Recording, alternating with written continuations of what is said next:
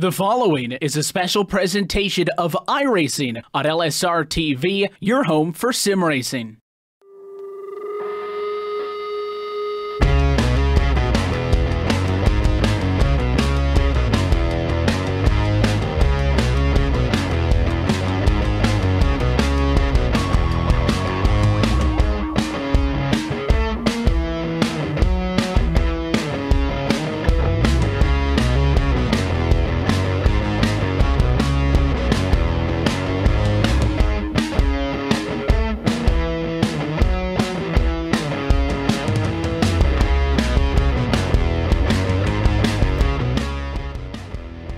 Good evening, sim racing fans, and welcome to the Langley Speedway as the Upstate Racing League has its final race in the regular season with the White Knuckle Clothing Pro Late Model Series here tonight. We're going to be running, looks to be 150 laps here at this 0.4 mile track. Kelly, this race is called Remember the Greats 150, and there's a big reason behind it, and that's because this is going to be a throwback, a tribute, whatever these guys kind of felt like to put on their cars. You're going to see some really cool paint schemes out here tonight that remember some of NASCAR's greats, and even some that will go back and go to the good old days for the likes of EMA Fortin, who I'll explain that one later, because that one's a really cool one to me. I've been looking at through the pictures that we got, some really cool paint schemes. There's a couple of Kyle Petty, and I mean, there's a lot of, and even some of the dirt track racing drivers, some of their paint schemes are going to be throughout this field as well. Yeah, some fantastic looking paint jobs, and just to touch on what you mentioned about Guillaume Fortin, his throwback scheme is based on a car that he personally ran about 10 years ago when he ran in the Sportsman Series in Quebec. So that's really just not only a throwback, but his own personal throwback, and I think that's just probably a great thing to run, and I'm pretty sure he's very proud to be running that paint scheme tonight. That's a really cool cool deal for him. He'll be piloting the number 13 machine, as he piloted the number 3 when he was in that car back in 2008, which is now almost 10 years ago. So now being here in the new year, we can definitely say that. And of course, it couldn't be a Stefan Marinak show without having the Florida Gators on the front hood. And so speaking of him, we'll go to the points of this series currently. Of course, Stefan Marinak finds himself at the tip top of that standings. He's done a great job, and just each and every week just put those good races together, and has had a consistency that no other driver has had in this series, and which is 9 top 5s and 9 starts. He looks to continue that on to the next one, and you've got Matt Cucker, who sits in second, John Cole, Nicholas Rasmussen, Al Smith Jr., Jake Watson, Scott Naslund finds himself 7th, AJ Hamill, Guillaume Fortin, and then you've got James McIntyre Jr. in the last transfer spot. And then you've got Brian Rogers Jr. He's going to have to win this race almost, and so will Mike Holtzclaw, because they are tied for that 11th position. Those two being tied doesn't mean that they're in. It just means you've got that guy to fight as well, and Rex Hoyle's not too far behind that either. But there's only 19 drivers out in this field. You've got to get bonus points, and you basically have to win this race in order to get yourself in there. Yeah, it's definitely an uphill battle for those guys. There is still a slight chance, but as you said, you've got Stefan Marinak as well as Matt Cucker out here tonight, and those guys have really been just the two drivers to beat here every week in, week out. Stefan Marinak, as you said, 9 starts, 9 top 5s. Anytime he's out on the racetrack, he's running up to the front, and he's always got a chance to win. So that's definitely one of the drivers you're going to have to keep an eye out for. And for Brian Rogers Jr. and Mike Holtzclaw, that's really the guy they have to fight against to really earn their way up into the transfer to the chase. And now we'll go to the starting grid of this race. And the pole sitter, he's had a lot of them this season, will be Stefan Marinak. And to his outside, it'll be the number 06 of James McIntyre Jr. He also has a really fascinating story behind his paint scheme. It's honoring his father and the replica of the car that he drove a while back. And then you've got, looks like it's going to be Jake Watson, who I think we'll all know that one's a Dale Jr. inspired paint scheme. And you have in 4th place AJ Hamill, and in 5th place you'll have Scott Naslund. 6th place, we see the 71 of Nicholas Rasmussen. Matt Tucker, probably one of the furthest back he's ever started in this series, will be rolling off in 7th. 8th will be the number 61 of Dan Dubuque. Al Smith Jr. rolls off in 9th, and rounding out our top 10 is the 24 of Sean Cool. Brian Rogers Jr. starts 11th tonight. Then going back to Justin McDuff, he'll start 20th in the Matt Kent-inspired paint scheme. Number 36 of Mark Royer will start in the 13th position. Looks like be a Elliott Sadler paint scheme. Then 14th will be Guillaume Fortin. We talked about him. And Michael Woodring will start 15th. 16th sees the number 9 of Alex Oriens. Mike Holtzclaw will roll off in 17th. 18th goes to 65 Jay Dubuque. Wayne McDuff III rolls off 19th, and rounding out our 20-car field is the 70 of Andreas Lambert. That's been a look top to bottom at your starting grid. We'll take a look at the track facts here as they are going to get rolled off and away here. You take a little bit of a step forward and backwards on how this track is arranged. You said earlier, 0.4-mile track, but the bankings is really small on this track. It's about 6 degrees in the turn and 4 on the straightaway, so you're kind of always at a small angle, but this is a very flat racetrack in regards to the speeds that they're going. Pace cars going off and away here. They'll get 2 laps here, but definitely expect these drivers to use the yellow line in this race.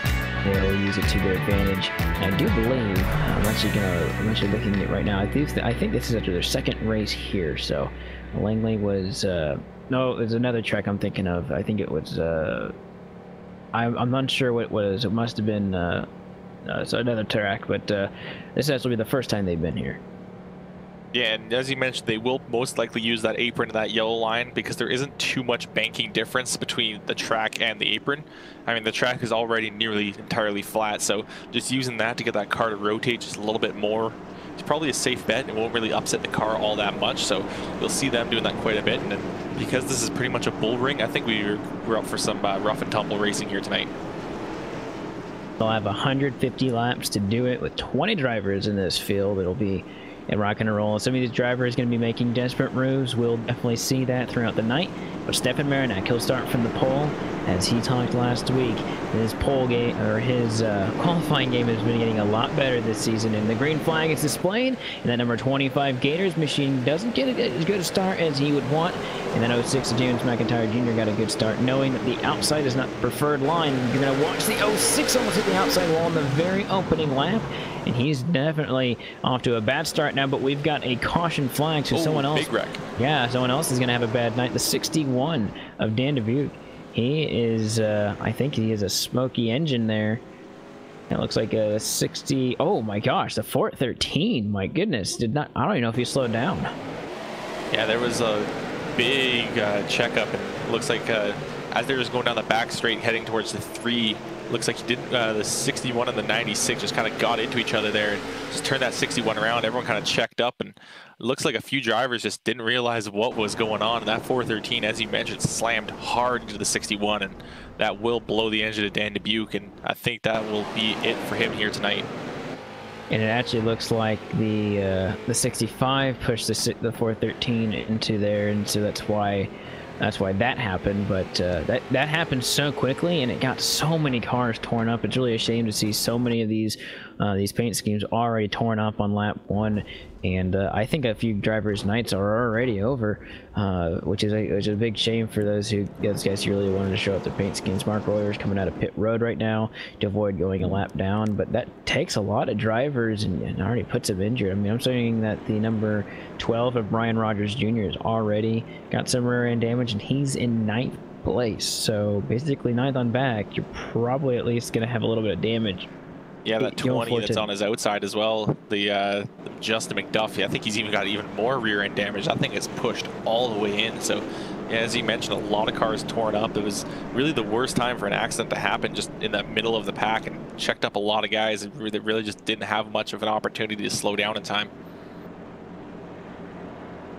So as we begin pacing on lap number 5 here. It'll be definitely something we weren't expecting this early in the race, but you do have to expect that these guys are going to be going after. I think one of the reasons why it was such a massive wreck is just you don't expect it on lap 1 for sure. And to be honest, I haven't even looked at the cause of exactly what happened, although it was definitely on your screen there for all the viewers at home. But for the guys that are still left in here, we still have 17 drivers down the lead lap. Wayne McDuff and Andy Buick. I'd have to say that their nights are either over or are definitely impaired in a lot of different ways. But we get the white flag. That's the one good thing about these short tracks, is the caution periods are fairly short, and these guys get restacked and ready to go again. Yeah, Stefan Marinak will lead him off once more. However, this time to his outside will be Jake Watson. The 06 of James McIntyre Jr. did not get a great start on the outside last time. We'll have to see if that 88 is going to do any better. We'll definitely know that the inside is the preferred line around here, so hopefully he'll find a way back down to the bottom soon. Fast car is off, down and away. Green flag is out, and there goes Stefan Marinak, and he gets a grand start. And so good that it actually leaves a little bit of a spot for the number 88. And then they're going 2 by 2 behind him for the 4th, 5th, 6th, and on back. Looks like the number 13, or the 06 of James McIntyre Jr., he will get into that spot. And it's all about getting single file and starting to save your tires, because this is a long race, and knowing that the tires are everything at a track that has hardly any banking. So we're going to have to see which drivers are going to be conservative and which drivers are going to be aggressive here in the early goings of this race, as we still see a battle for, it looks like, the 8th, 7th spot. Yeah, but they do have 4 tires in the pits for tonight. A lot of times these guys are not allowed to change tires. However, from this point on in the season, the races will be a bit longer, and they are allowed to take 4 tires. So at some point during the race, most likely about halfway through, a lot of these guys are going to come down pit road during a caution period and throw some tires on. However, they do have large enough fuel tanks to make it to the end. So if they go green from this point on, it is possible that no one will come down pit road, and everyone will see if they can stretch those tires all the way to the end. Yeah, definitely know that a lot of the drivers are probably saving fuel of some sort, but looking at the battle for the 5th position and 4th position, you can throw James McIntyre Jr. in there. 33 is trying to work on the 06, and then 33 is being worked. It looks like Matt Cucker is working on him. That's going to be McIntyre Jr., Naslund, and Cucker. 1, 2, 3 for 4th on back.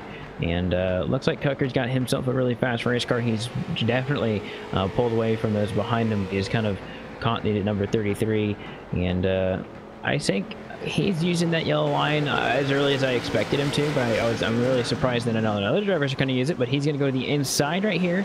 He's going to try and execute the pass, and it's not a try, it's a done deal. So he'll get into the top 5 here. Yeah, now he's got to worry about that 24. If Sean Cool goes all the way onto the apron, tags him a little bit. I think there was a slight amount of contact there. That definitely is not a place you want to bump someone in that quarter panel like that. Could have been a serious issue, but somehow both those cars keep going in a straight line, and Sean Cool's got to rethink his passing strategy here. As he really tried to throw that thing up on the inside. I think he was all 4 tires below the yellow line, just knowing that there's no way you can make a pass on the outside around here. You just got to get that car up on the inside. And here he goes again, trying to see if he can get underneath that 33 and just force that 33 to take the second line. John Cool piloting the number 24 machine. That was Gordon's Nicorette car that he used a couple times. I think he used it at Las Vegas one time, one infamous time when he pounded the inside wall where there's no safer barrier. And I don't remember what year it was. It might have been 07 or 08. Cisco will probably tell me whether I'm right or wrong here. But he's trying hard and working on the 33. Only thing I think is going awry for the 24 is when he gets in the corners, that right side starting to slide a little bit more than I think he'd like. And with these guys having a long run here, I think that it'll definitely benefit those guys who are good on the long runs for Stefan Marinak, Matt Cucker, and a lot of other drivers too. AJ Hamill, I consider him a long run driver as well. Yeah, some of these guys are just out there for the short sprints, and it's not only is it just going to be difficult for them on this race, it's usually difficult for them on a lot of races. I mean, even if we got the shorter races, they're usually not allowed to take tires. So by the end of the runs here, it's usually they're running on worn out tires. So not only is this series just entirely favors those guys that are good on the worn out tires. And watching again about Sean Cool and Scott Naslin. Sean is again trying to dive up the inside, going to throw it through the inside of turn 1 there. Gets all the way down to the apron. Going to force that 33 on the high side. Going to keep him there, which is going to be some big problems for that 33. And he's actually going to have to give up the position. Some good aggressive driving from Sean Cool, and that's just going to be the name of the game here tonight. This is some real short track driving. We are at a true bull ring here, and really the only way you can get a position is by force. That are being extremely good off the corners, which even then, like you said, it's gonna be difficult to do that. And I will still say that Sean Cool looks like he's being more aggressive than anybody else with his tires, as I don't think he's going to be completely away from the 33 of Naslin. I think Naslin is being very conservative with his approach. I don't see him really throwing it in the corners. Only that bad thing about that, he's got 2 hungry drivers behind him. Brian Rogers Jr., Gameway Fortin. Oh, and there goes Mike Holtzclaw. He's now in this mix, and it appears that the 33 is kind of holding them up just a little bit. I'm not sure if he got damage earlier. It doesn't look like it to me. But he's definitely looking to, looks like the 33 is holding these guys up behind him more. They are pressing the issue right now as they get the 65 on the outside. That's Jay Dubuque. He is multiple laps down. He's got a lot of damage on that machine from the first caution, and he's now, he's just kind of trying to stay out of the way here. Looking just ahead, though, Sean Cool's going for another position. He's going to get James McIntyre to move out of the way, and he's going to slide up the inside again. And James McIntyre is actually in a lot of trouble now, as maybe the 33 is going to sneak under him as well. And here comes the freight train if he can't get down. Luckily, there's a little bit of a mistake from the 33, and the 06 gets off that corner a lot better, and he is going to be able to slot down. And if James McIntyre Jr. did not get his car down in time, and that 33 got his nose in, that he would have just lost 1 position. He would have lost possibly another 4 positions, as we would have just been freight trained right by with those other 3 cars there stacked up behind Scott Naslin there.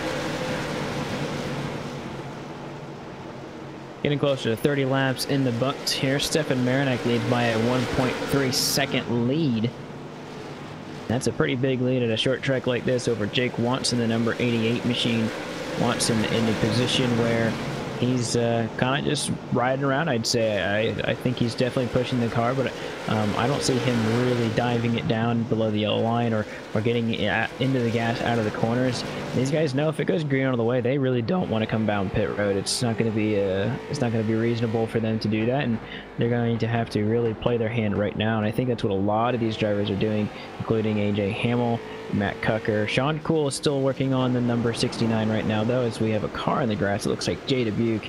I'm not sure what happened to him, but he did get spun around right there, and I think he got actually tagged in turn number 1 or something, but he went through the grass, and I'm unsure if he knew where it was for a second, but he's got the GPS right back on the machine. I think he's going to come down pit road and get some damage fixed. Yeah, Sean Cool is still trying to reel in Matt Cucker, and he gets just a little bit closer to that rear bumper every time. He's pushing that car as hard as he can. Matt Cucker, though, realizing he's got that 24 in, filling up his rear view mirror, and now Matt Cucker's starting to take a bit more of an aggressive line, starting to really dip that thing under the yellow line a bit more through the corners, but that 24 is matching him pace for pace here at the moment, and I don't think there was any time gained or lost between those 2 drivers, or even those 2 drivers in the leaders on that last lap. They are completely matching each other, and at this point it might be just kind of a holding position for the next few laps. These drivers are no longer under the 16-second marks per lap, but they are awfully close. Marinak was the fastest one that last time by, but then the next 2 drivers would be Matt Cucker and Sean Cool. Those drivers are really close on time. Like you said, you hit it right on the nail. Both those drivers ran really similar times, and basically the top 5 is running those high 16s, low times, but Marinak and Jake Watson were the slowest of that top 5 that last time by. So this top 5 is really pretty dang good right now. As when you start to look through the field, a lot of the rest of the guys are just fighting right now. They're fighting for position, and knowing that their opportunity to come down pit road could come later if the caution does come out, and so they're trying to get all the track position they can. And looking back to the field, Guillaume Fortin under a bit of pressure from the 22, and that 22 is now under pressure from the 9. Alex Oriens trying to see if he can find a way around that 22 of Mike Holtzclaw. And Mike Holtzclaw is one of those drivers we mentioned earlier. He's trying to get every single point that he can here tonight to try to make it past that cut line. And he's just one of those guys that's sitting on the bubble, and seeing that 9 in his rearview mirror is definitely not something he wants at this moment. So he's probably going to drive as defensively as possible to try to keep that Alex Oriens behind him. But really, it's going to be a very difficult battle, as he's also kind of penned in with that Guillaume Fortin in front of him. And it looks like he just goes a little bit high in that corner, almost gives an opportunity for that 9 to slip underneath him, but gets that power down off the corner and able to hold on to his position. Look at Alex Oriens from 16th to 11th. He had a huge slide right there as soon as I said his name, and he's going for more of a slide. He needs to keep this thing under him. And he's dirt tracking it just like the guy he is having the paint scheme for. Definitely was not looking to make that joke, but he's doing Matt Shepard's replica for, I think he's got Loco Toco designs on there somewhere. But Alex Oriens is dirt tracking a little bit, but not in the way he wants. So he's going to try and get the wheels under him as Nicholas Rasmussen made it around him. And think about Nicholas Rasmussen a little bit. He has gone from 6th to 11th, which is kind of uncharacteristic for him. But I am not seeing any damage on his machine, so I think he may have come down pit road to get fuel. And I'm going to have to take a double check on that, but realistically, this is pretty far back for him normally, as he's lost 5 positions already this race, and there's been a lot of big movers like Sean Cooler who's up 5, and then you've got Mike Holtzclaw, who's from 17th to 10th. He's right in front of Nicholas right now. And Alex Oriens loses yet another position to Al Smith Jr. Alex Oriens, it seems like when he slid there through that corner a few laps ago, it just kind of overheated his tires, and he's been fighting that car ever since. It gets again into the wall, and I think that's the 2nd or 3rd time I've seen him tap that wall in the last 3 laps. And it's really, that car is just all over the place for him now. He's really struggling at this point and is just losing ground. So that definitely takes the pressure off of Guillaume Fortin at the moment. He can now just focus on trying to chase down Brian Rogers Jr. Nearly tags him going into turn 3 there. They got right up to each other. So Guillaume Fortin really starting to show a bit of that short tracking mentality here, as these guys start to get a little bit frustrated with each other, and maybe we'll try to move each other out of the way. And all the while, I don't want to keep our eyes off this battle, but Matt Cucker did manage to get his way around AJ Hamill as well. So Matt Cucker is going to 3rd place, but this battle for what is to be 8th place is really shaping up to be really good. Guillaume Fortin has a pretty good car. I'd say it's definitely better than 12th because he was in an accident earlier on, but he realistically just has some fender damage, and I don't think he's got any suspension or any other kind of damage. But yeah, he's right there. Fortin's right there, and he's kind of either waiting for an opportunity or something. But he can't wait too long. Nicholas Rasmussen is trying also his hand at getting back at these guys and trying to get all his positions back. He just got one back from Mike Holtzclaw. Yeah, and that 71 is now right up on the bumper of the 13, and Guillaume definitely has noticed that. He's trying to see if he can find a way around that 12, but it's so difficult to pass here, as there really is only one line around this track. So what he's got to do is just get that better launch off the corner, try to establish himself on that inside quarter panel, and force the 12 to take the high line. And really, we saw it earlier when we were watching Sean Cool make the pass. That's possibly the best way to try to make a pass, is just to throw it up the inside going into turn 1. And just try to force that guy to just stay outside and not be able to turn into the corner. And really, it's the best place to be is just hugging that yellow line. Is now the Guillaume's going to get a bit of a bump from that 71 car. And that was a really bad opportunity for the 65, or for the 13, because the 65 was on his outside. Lap car kind of held him down, but I don't think that's an issue for Fortin. He's basically making this track shorter by not going all the way up to the wall when he hits the flag stand. If you watch him this time by, I'm sure he's going to do it again. He's all the way, almost all 4 tires down the track, and he's already pointing his car down into the corner before he even gets to the flag stand, which not a lot of other drivers are doing. That can save your tires, but it can also heat them up just depending on where you go. The 12 makes a slight error going into the corner, and that does hold the 13 up a little bit right there. But this battle is still raging on, as this is the most heated battle on the track. Yeah, it's not just a battle for single position. We've got 5 cars that are all together, and 13 deciding just to go high and let people by. Either he made a mistake going into the corner and kind of bobbled his turn in, but it looks like he's just going to let that 71 by. He's lucky to be able to slip down back in front of that 22 of Mike's Holtzclaw and will only lose one position off that battle. But now it is Nicholas Rasmussen who will try to chase down that 12 of Brian Rogers Jr. He'll get back to the 9th position. He'll try and work on the 12 of Brian Rogers Jr. Also, something you got to think about is if Guillaume stays behind the 71 and Nicholas Rasmussen, and then Nicholas gets by the 12, well, the 13 can try and tuck himself underneath and get him as well. He'll be back where he started in that little mix, but I think he knows that the 71 was coming the entire time, and he is one of the fastest cars on the track right now with a 16.318 that last time by, and if you go throughout the field, it's actually one of the fastest laps on the track. Looks like Stefan Marinak and Jake Watson are still pulling sub 16.3s right now, as they continue to do some really good work. They're not pulling away quite that much from each other anymore, but they are faster than Matt Cucker for the time being. Yeah, and everyone else just kind of seems to be in a holding position, other than here comes the 71. He's going to throw that thing down the inside going into turn 3, forcing that 12 of Brian Rogers Jr. to stay high, and that allowed Nicholas Rasmussen to be freed up. He's now going to have an opportunity to see if he can chase down that 33 of Scott Naslund, as he's been held up actually almost 2 seconds back of Scott Naslund since they've been stuck behind that 12 car. So now Guillaume Fortin gets another view of the bumper of the 12 of Brian Rogers Jr. Guillaume, a little bit of a mistake coming off turn 4, but again, gets right up onto that bumper, the 12. So there's definitely some problems with that 12 car. He's not running the fastest laps, but because it's so difficult to pass around this track, it's these guys that are behind him just don't really have anywhere to go.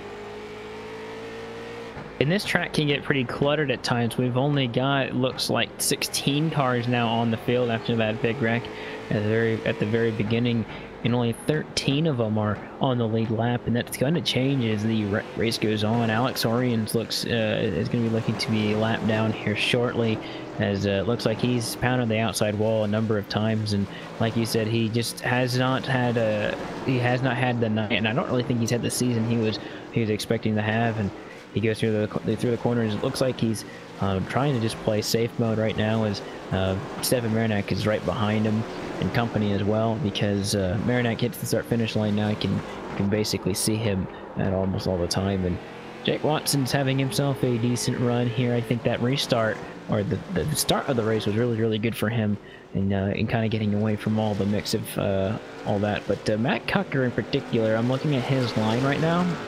He's not only going to the yellow line, but he's going to the yellow line underneath the yellow line in turns 3 and 4. So all the way down to the grass. I don't know if he'll do it this time because the 65 is going to be there, but I saw him go there once, and I haven't seen him do it since. So I'm curious if he's trying to experiment with different lines here.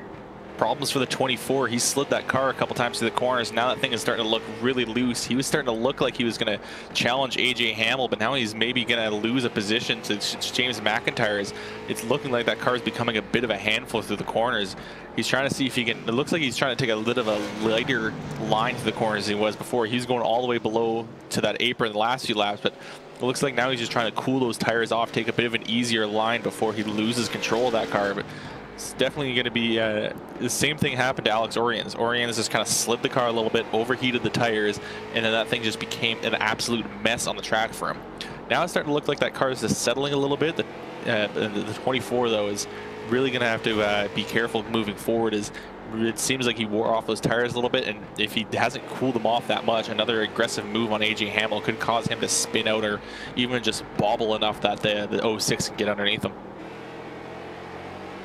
Yeah, right now it's a good opportunity for him to just run some lines, not overheat those tires, because with the build, I think a few builds ago, they made the tire heat build up a lot more than it had in years past, and I think since it's ever been on the sim, basically if you start locking up those wheels, or if you start sliding, I mean, it's going to get a lot harder than it has been in the sim. And these guys have been around it for a long time, but it's definitely something that you might forget as a driver, or just something that in general is something you feel like you need that speed.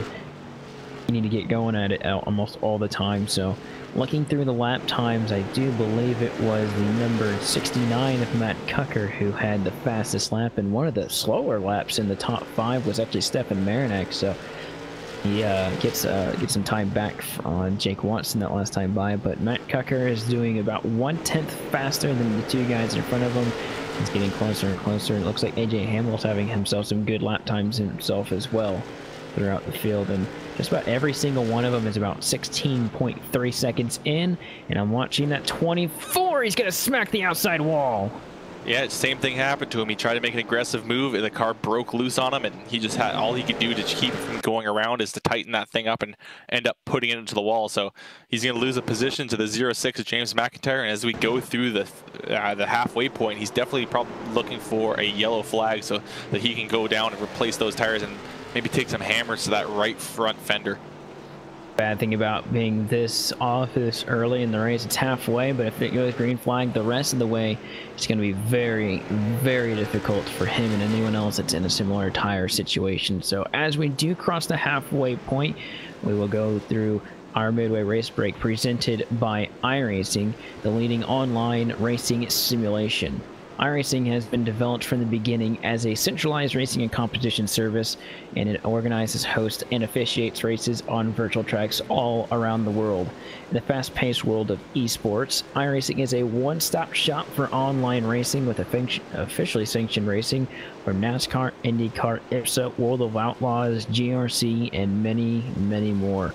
Stefan Marinak finds himself at the top of the leaderboard at the current moment, and then Jake Watson is 2.5 seconds behind, but it's not too far back more that you have the number 69, and actually this battle is getting very close. There's a lap cars in the way.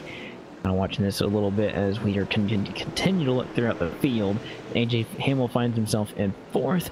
That is James McIntyre Jr. Sean Cole finds himself in the 6th position. Scott Naslin in 7th. Nicholas Rasmussen is in 8th. 9th place goes to Mike Coltsclaw, and Al Smith Jr. is in 10th. And I think Sean Cole may have had a problem because he's falling through the ranks fast. Yeah, Sean Cool definitely had some issues. Ryan Rogers Jr. now runs 10th. 11th is Guillaume Fortin. Sean Cool now all the way back into 12th. Alex Orion sits 1 lap down in 13th. Mark Royer sits in 14th. Michael Woodring and the rest of these drivers have decided to park it for the night. So Michael Woodring will finish at 15th, 16th to Jay Dubuque, Justin McDuff 17th, 18th to Wayne McDuff, and 19th to Dan Dubuque. That's been a look top to bottom at your current running order.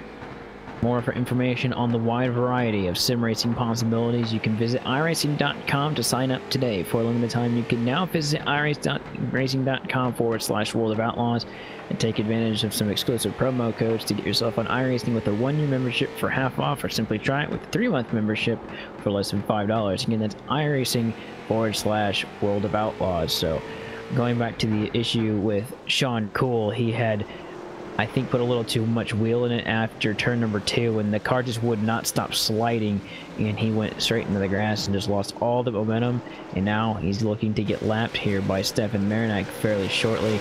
But before we continue to do more coverage, we'll take a short break, and we'll be right back after our short message from our sponsors. You've been watching the Upstate Racing League at Langley on LSRTV.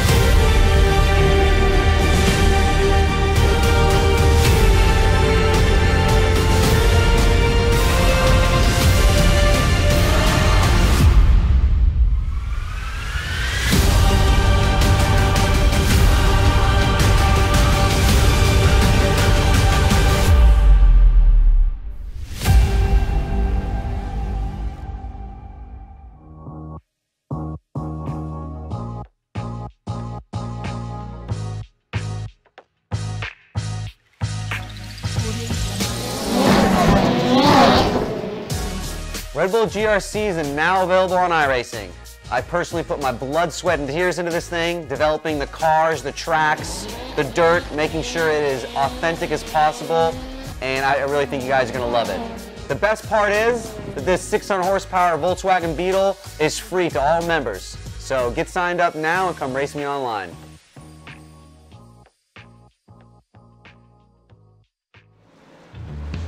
Welcome back to Langley Speedway as the Upstate Racing League takes on its final round in the regular season. Stefan Marinak has only a 1.8 second lead now over Matt Cucker. Matt has done an excellent job of keeping his tires underneath him and his car, and he is chomping away at that lead. We've been watching this since the break because not only did Matt Cucker get around Jake Watson, but he's also hunting down Stefan Marinak at a very, very quick rate.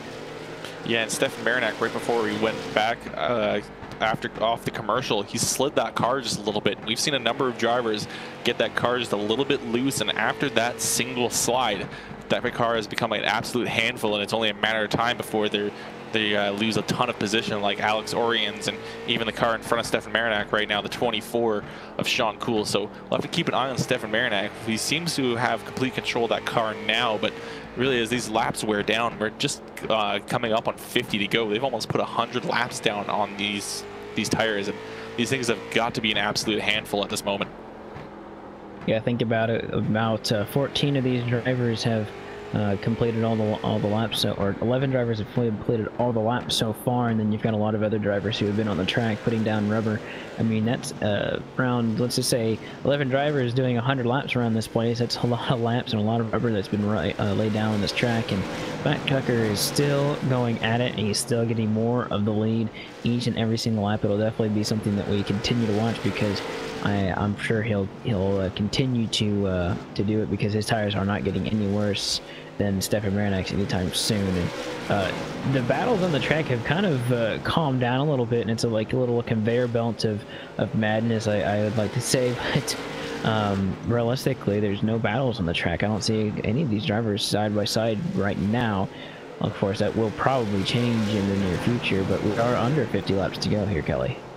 Yeah, and something interesting I just noticed, the Stefan Marinak slides a little bit again, so there's definitely some problems with the tires on that 25 car, but something I was noticing as I looked through the cockpit camera, the 25, these guys are at no point turning straight or going straight. They're only just turning left a little bit less as these guys, so it's definitely going to be a bit tiring on the arms as they're definitely just holding that wheel cranked over for so long, and really it's going to start to tire some people out, and that's definitely one of the problems of one of the causes of one of the accidents that happen is people just get a little bit tired, a little bit worn out. They lose their focus, and really they maybe will push that the wheel a little bit too far to the left. That will really be what kind of throws these guys out of balance, or maybe they'll just miss their mark and have a slower lap. Is Matt Cucker now? He's really chipping away at that gap. It's now under a second. He's at 0.7 last time around, and I think that gap came down even further. We'll have to see as they cross the line here. As Matt Cucker, yeah, cuts it down even more. He's now 0.682 seconds behind Stefan Marinak.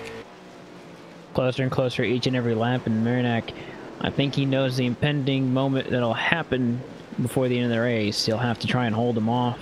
He's going to want to win the last race of the regular season. Remember, each win, I think, is a benefit for these guys, not only in their heads, but also on paper. It gives some bonus points for the regular season as well. So each win does help in that regard.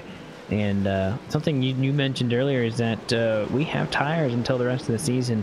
We've had a lot of no-tire races as of late, and this will be the first of many. Looks like the 24 got in the outside wall, and almost got into Marinak right now, so that opens the window almost completely for Matt Cucker here. He's within a couple car lengths now, and now Matt Cucker is going to try and size up 25 right here, and we'll see when he goes. It'll be soon. Yeah, and Cucker's going to be very careful. We've seen a couple times the drivers just push a little too hard trying to make the pass. We saw it definitely with Sean Cool. He just kind of took the corner a little bit too aggressively and threw off the balance of his car, which caused it to slide a little bit, overheated the tires, and he started his path towards the back of the field. So Matt Cucker's going to have to be careful. If he makes the wrong move on Stefan Marinak, push that car a little too hard, he can definitely blow out those tires essentially and throw away his chance at lead. But if he keeps the pressure on Stefan Marinak, he could possibly make the same thing happen to Marinak. If he just keeps the pressure on, forcing Marinak to take an aggressive line, Marinak might be the one to upset his car, and that might be what allows Kucker to get by. So he may not have to be the one making the pass. He might just have to force Marinak to make a mistake. Time is dwindling down for Stefan Marinak, but time is not completely out for this race. There's still a lot of racing to be left out there because we still have more than 30 laps to go in this one. And with these two battling so close, it's only a matter of time before Marinak before Kucker makes a move. I think he wants to try and make it on the outside. I just don't think he'll have enough space to do it and enough real estate. He goes to the very outside, a hard charge from the 69, and he's going to keep himself in check on behind him. But right now, I don't see a move opening up for Matt Kucker, at least right now. He's going to have to wait for a big mistake by the 25, unless he wants to move the 25, which I think Marinak would be expecting it later on in the race. I don't expect it now, but we'll have 35 laps to go. And like I said, lots of racing left. Kucker could stay there till the very last lap and wait until Marinak makes a mistake, and if he doesn't, he might just sit there. But I have a feeling that Matt might get a little closer to him before the end of the race. I know he's got the speed and the tires to do it. Yeah, I've seen Matt Kucker. It almost looked like he was trying to kind of diamond the corner a little bit, try to get a good run off of the exit of the corner. And really, I saw that happen to a few other drivers. It could be, it's a bit of a risky move at this point with the tires being so worn, because you really have to crank that wheel over and get hard on the gas. And really, that's just a recipe for snapping that back end out. And really, if you just make that little mistake, as you've seen many times, overheat the tires, your race is essentially done. So at this point, what I would do if I was in his position is just keep the pressure on Marinak, try to see if you can force a mistake for a little bit, and not show your hand and make a move until later on in the race. So really what he just has to do at this point is just try to fill up the rear view mirror of that 25, maybe kind of fake a pass every once in a while to try to just keep that 25 on his toes, or maybe make that 25 panic a little bit. But Kucker is really in the advantageous spot at the moment. Yeah, he's got the advantage of track position right now, but the battle for 8th place right now, it looks like Brian Rogers Jr. are in front of him. It looks like Al Smith Jr. and Mike Holtzclaw, they are close and on the track as well. I don't think that they were battling currently, but I do have noticed that they are getting a little closer and closer each and every lap. Al Smith Jr. has that big dent on the back of his car from the very first incident, but he's still making it run. He hardly has any front end damage, so that's good for him in that regard. And so that's the other close battle on the field. Not like I said earlier, these guys are so spread out that really there's the most anticipated battle we're watching is for the lead. And I think Marinak may have opened the door just a little bit right there. He's getting closer. Matt Kucker is right there in his bumper. Yeah, and Kucker's just looking for any gap, and he might take any sort of position that the 25 may give him. So the Marinak has got to make sure he gets down to that apron every single lap. If he leaves any sort of opening for that 69, that 69 is going to dive all the way down. As you mentioned earlier, we saw him go all the way to the grass earlier on in this race, but I don't think he'll risk that now with how worn out those tires are at the moment. But that 25 has really got to be careful and make sure he hits every single mark for every single lap, as Matt Kucker is just looking for any sort of gap right now. He's going to try to diamond that corner, get a run off the corner, but not as good as the 25 is. And really, he's just going to try to has to get his nose into that inside, as we're now, after this lap, going to have 25 to go. To the 25 actually makes a bit of a bobble there off the corner. I'm surprised he was able to keep up that speed. 25 laps to go as the number 25 leads, and Matt Kucker had an opportunity and did not force it, but the 25 still getting loose out of turn number 2 just a little bit. I think if Kucker was closer, he would have been able to make that mistake really matter. But now Marinak actually just gets a little bit of a pull away from Kucker right there, just a little bit. But I think Kucker's really got turn number 2 down where Marinak doesn't, and you can see the difference each and every lap. He's getting closer and closer to him on turn number 2, and I think at the other points of the track, they're pretty even. And so if Matt Kucker can just get turn 2 down perfect and wait for a mistake on the 25, I bet he'd be there. I just don't see Marinak, I don't see Kucker actually moving him out of the way. I think he would have already done that or gotten closer or something like that. I don't think he's, and we've seen him racing a lot with a lot of other drivers, a lot of other series. I don't think he'd do that to the 25, but he is making a move to the inside as the 25 has to go in the inside, and he's getting closer and closer. This lap traffic is proving to be maybe a little bit difficult for the 25. It could be, but there is a lot of space on this track in the corners for those lap traffic to get out of the way, and we haven't really seen anyone hold up the leader at this point. So I wouldn't expect the lap traffic to be a big factor in this race unless it's someone that's really not paying attention and doesn't notice that the leaders are coming up behind them. So I'd expect the lap traffic to just continue what they're doing at this point, to just keep moving out of the way and allowing Knuckle and Marinak to continue their battle. As Knuckle gets right up to the bumper, the 25 nearly gives him a shot there. So Matt Knuckle definitely showing Marinak that he's here, and now Knuckle's starting to realize that they're getting close to the end, and he's got to think about making a move soon. It's coming right here, I'd say. 29 or 69 on the inside, 25 on the outside. And here comes Matt Knuckle. Outside actually prevails just a little bit, but Matt Knuckle is going to be right there in the inside lane. And he's going all the way both sides under the yellow line, and still side by side for this lead as they're behind the number 36. But I think Matt Knuckle is going to be able to have this here. He's just got to really execute right here. He's got the lap lead, which is his first lap lead all night on lap 134, and he's looking to pull away, but I don't think he's going to be able to do it quite yet. Marinak now behind him, and Marinak is going to give it every shot he's got, but I don't think Marinak's got the tires right now as Knuckle starts to pull away just a little bit. I think Marinak just lost his opportunity coming off turn 2 there. He had the opportunity to just maybe cross him up, dive down to the inside, get a better run off the corner, and he just didn't quite get enough to go to the inside of Matt Knuckle. And I think that may have been the only chance he might have, as we got 15 to go, and Marinak's really got to figure out a way to get around. And he hasn't been in this position at all tonight. He's been leading this entire race. He's never had to battle anyone, as Matt Knuckle has had to battle his way up from 7th to 1st. So really, Matt Knuckle now just has to hold his position at this moment, just try to make his car as wide as possible. And he's actually starting to pull away from Marinak just a little bit on each lap. Marinak barely tapped the wall that last time by the flag stand. I think that kind of got his car out of shape just a little bit, and I think this one might be over for Marinak, and I know he's trying to prevent that, but we're getting closer and closer to 10 laps to go, and Marinak seems to be just on the thread of not being close enough, and I think he makes a slight mistake into the corner, and actually he gets a good run out of it instead. So Marinak trying a little something different, gets a little bit on him. I don't think this battle is completely over yet, but I think even if Marinak was to get up to him, he would have to make that pass happen. Knuckle's not going to make a mistake, I don't think, this late. And slide for the 25. Yeah, that's a huge slide for the 25, so he's going to lose a lot of ground there. Yeah, now we're going to have to keep an eye on that 25, as again, a little bit of that back end's getting out of shape a little bit more, and we've seen this happen many times before. We saw it happen to the 9, we saw it happen to the 24. He might have just overcooked those tires, and this may be some big problems for the championship leader, Stefan Marinak, is he's having to wheel this thing in every single corner now. Every time it's trying to step out on him, and it's nearly, as he corrects, he's nearly snapping into the wall. So he's going to be very careful, and he's got to focus more now on trying to keep control of that car than he is trying to chase down Matt Knuckle. So some big problems to the 25, and that might spell the end of his chance to go for the win here, as we're just under 7 to go.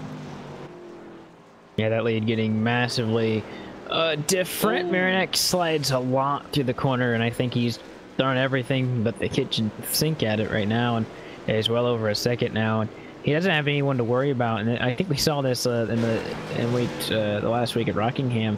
You know, it was kind of like the same thing. Knuckle passes him late in the race, and Marinak, same position, trying to throw everything he has at it. But now I think he's running the high line, which I think that just shows you what he's trying to do. Is I don't think he's trying to race him anymore. I think he's trying to just get the car to the end of the race, which is definitely a shame as he rubs the wall.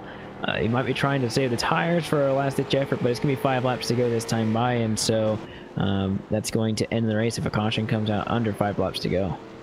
And the 25 again, big slide going through 3 and 4 on the outside. Is at this point, it looks like he's more just worried about survival than he is about trying to race Matt Knuckle or Jake Watson. Even he knows Jake Watson is over 3 seconds behind him, and he's just trying to stay on that high side where it's a bit easier for him to get around the corner instead of trying to just crank it down to the inside every time. And really at this point, Stefan Maranak has kind of conceded the victory over to Matt Cucker. Is looking back though, Jake Watson doesn't really have that same luxury. He can't slack off at all, as he's got AJ Hamill and James McIntyre Jr. behind him.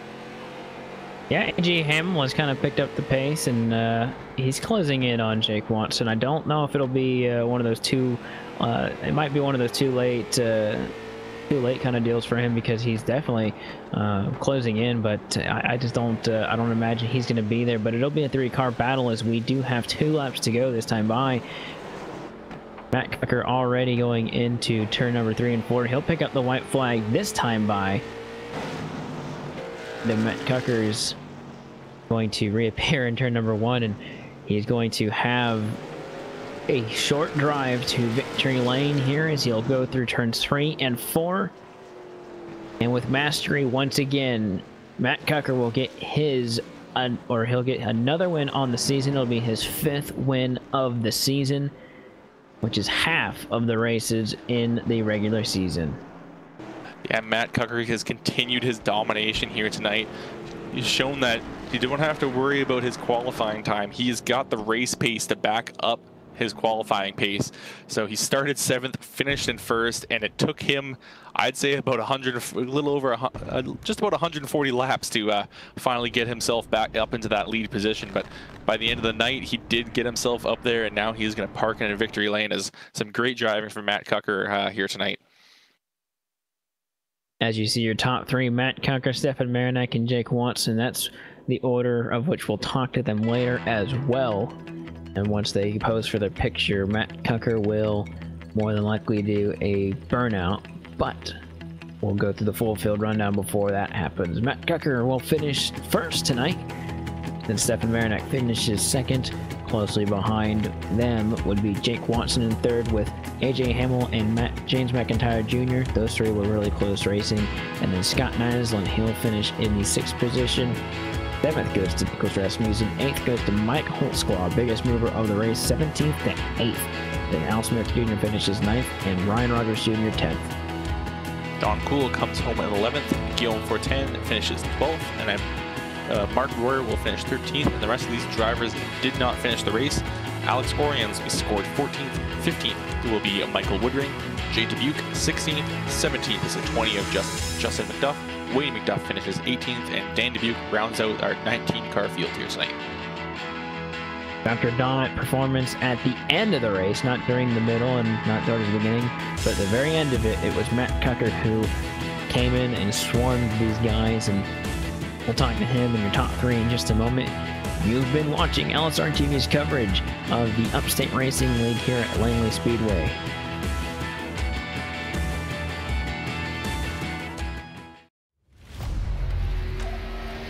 The yellow flag is out. Pit road is now open. Keep your eye on those gauges. We'll give you 4 tyres. 3, 2, 1, now.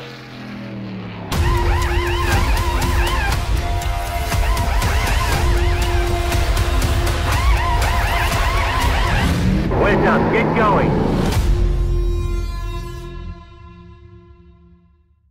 This broadcast is the copyrighted work of LSRTV, and it may not be rebroadcast, retranslated, or used in any form without the express written consent of Live Sim Racing LLC and iRacing.com Motorsport Simulations. LSRTV would like to thank you for your support, and we hope you enjoyed tonight's broadcast.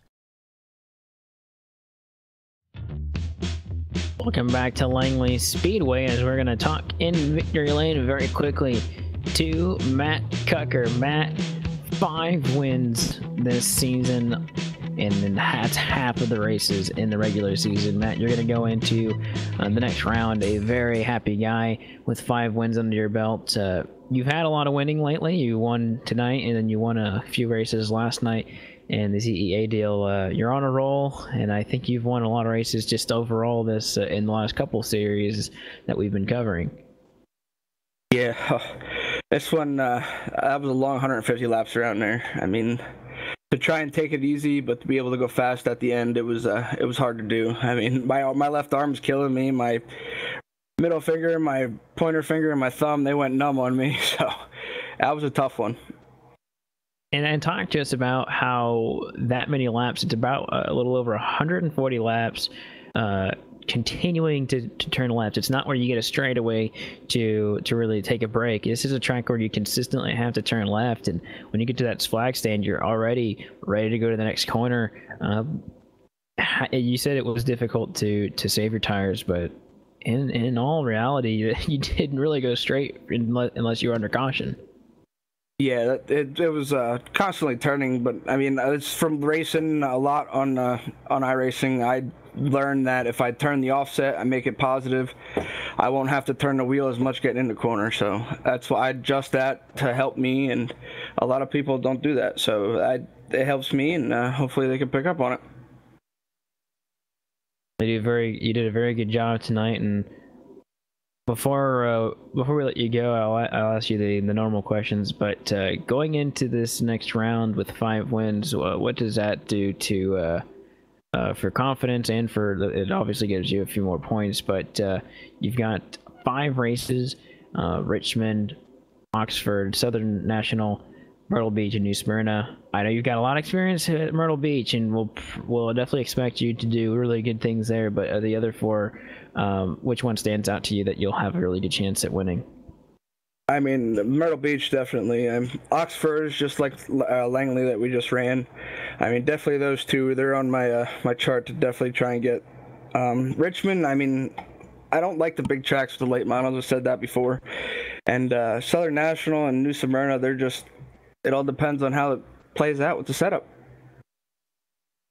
Well, Matt, who makes it happen for your machine before we let you go? I got to thank Team Vincier, Globalcom, iAnalyze. I got to thank Championship Esports Association for coming on board again for another week here. And I thank you guys for broadcasting, and Upstate Racing League for putting the show on. There you have it. Matt Cucker wins 5 wins. Oh, he wins 5 wins. He wins 5 times in the 10 opening races. Matt, will talk to you sometime soon, I'm sure. All righty. Thank you, guys. Have a good night. All right, we'll throw it down to Kelly, where he'll catch up with Stefan Marinak, who finished in the 2nd position. Yeah, I'm here with Stefan Marinak, and Stefan finished 2nd tonight, but tonight seemed less about race pace and more about the tire conservation. How hard was that car to control by the end of the night? Yeah, it was pretty hard to control. I didn't really conserve tires early in the race, as you can probably tell, and you know, I was actually pulling away from Jake, and Matt was like 4 seconds behind me, so I didn't think he had any chance catching me. And then probably like halfway through the race, he started gaining on me. And by the time I noticed that, it was too late. So it's pretty disappointing, but I think this, is a pretty good lesson for the chase. Just save my tires. Yeah, and you're pushing hard early on in the race, as you mentioned. Were you expecting like a caution to come out halfway through the race, especially after seeing that caution that came out in lap 1? Yeah, I did. And this is one of the races that we have 4 tires, so I figured that we might have that to fall back on. But to be honest, I mean, I didn't really think I was using my tires too hard, but apparently I was. So yeah, it just didn't work out for us tonight in that respect. Well, I believe you will be our regular season winner even after just that 2nd place here tonight. But going into the chase, next week we're going to be at Richmond. How do you feel about your chances going forward towards the end of the season? I'm excited for it. That's probably one of my best tracks, and I'm just, I'm excited to get the chase started. It should be a lot of fun, and I think you're going to see some people, that aren't really up there in the points, contend for it in the chase. So I'm excited to get in there and get the chase started. All right, well, Stefan, before we let you go, I'm pretty sure you know the drill by now. We're going to give you an opportunity to give you a shout out to whoever makes it happen here tonight. Yeah, just all the admins and drivers at Upstate Racing League and White Knuckle Clothing for sponsoring the series. You guys at LSRTV for doing the broadcasts. And my graphics page, Mach 1 Racing Graphics. All right, thank you very much, Stefan, for taking the time to talk to us, and hopefully we'll see you again next week. Thanks. All right, I'm going to send it right back down to Austin, who's, I believe, is going to be caught up with the driver of the number 88, Jake Watson. Yeah, I've caught up with Jake Watson in the number 88 machine. It was a cool tribute for your car here tonight, and we'll just start off with the race. Just third to third, you had a couple passes, and you had a really good start to the race, but whenever it came down to the end, tire conservation was really the key for this race. What was it like for you out there in the car?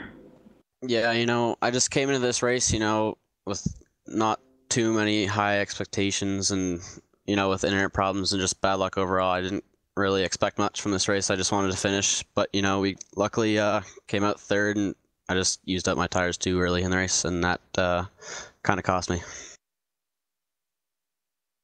Well, for you, this puts you, I think, in 5th place because Althmus Jr. finished a few more positions behind you. But with the bonus points, I think this will let you put you a little higher than that as well.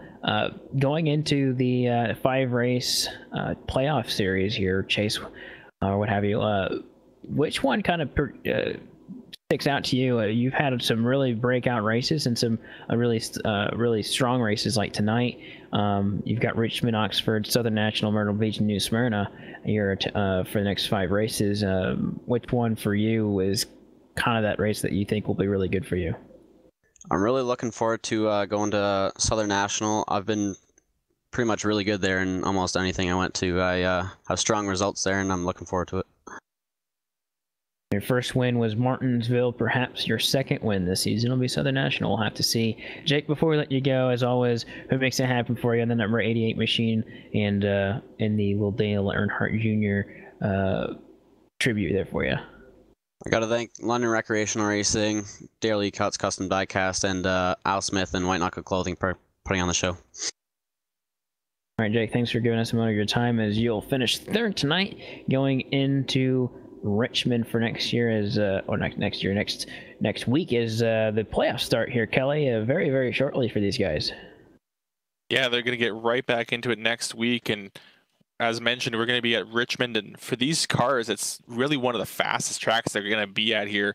A bit of a far cry from Langley that's really extremely flat. Richmond is a bit higher banked, and these guys are definitely going to be looking forward to that one. It's going to be really it's definitely going to be a higher action, higher paced race here. Again, they are going to have 4 tires to change at some point in the race. And again, it will still be about tire conservation because you never know if they're going to just be like a race like tonight where they're going to go green the entire way, or maybe there will be that late caution that allow these guys to get the fresh tires, and maybe those guys that are a bit faster on those short stints can really launch off the lead. So really, you're never going to know what to expect here in this league.